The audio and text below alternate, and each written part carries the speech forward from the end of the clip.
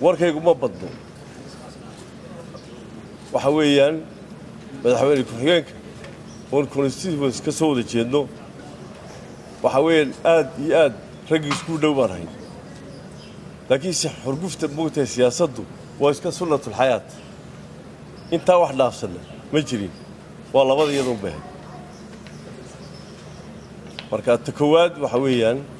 madaxweyne ku-xigeenka oo gartay inuu iiga tanaasulo arrintii aan isku qabannay aad iyo aad baan moogta ugu mahadnaqayaa waa nin moogtahay xisbiga raggii dhisay ka mida hedel badanna ka soo galay isagoo u turaya markaa xisbigii au moogtahay asaasiyaashiisa ka mid ahaa xisbigii au dhowr iyo 10 sano hedelka soo geliyey maanta in uu moogtahay iiga tanaasulo waxa weeyaan wuxuu iga mudan yahay mahad iyo sharaf taasi waa halkaa waa tu ku socota madaxweyne ku-xigeenka oon constituency ka soo jeedno tuulana ka soo wada jeedno dad aad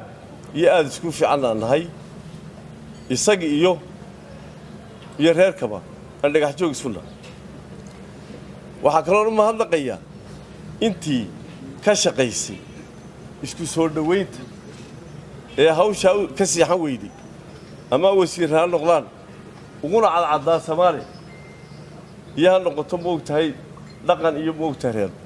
aad iyo aad baan iyagana ugu mahadnaqaya waxaa kaloo moogtahay halkan ka sheegaya waa labada iyada baa moogtahay dabac siyaasadeed gale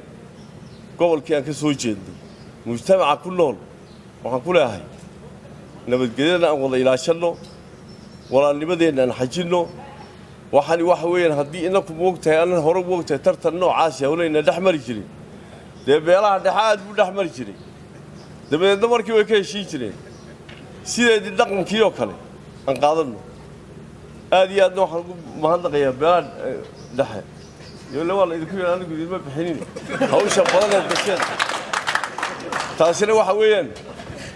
waxyaabo hore oo galay oo fara badan marar badan oo maanta siyaasadda isku qabateen kaalintii aan ka galnay yaad wax ka soo gudeen iminkii haatanna madaxweyne ku-xigeenku waxa weeyaan waa odaygaygii waa madaxweynahaygii waan la shaqaynayaa mustabeed buu yahay wax dhibaatii ma jirto shicibka awdal waxaan leeyahay waa annagaa iskarab joogna waa annagaa gacmaha haysaysana iyagana xurguftaasi idinla fogaanin waa aan ka howlgallo sidii dadkeenna iyo xisbigaba aan moogtahay hawl innagoo gacmaha haysana aan uga howlgeli lahayn aad iyo aad baad u mahadsantihiin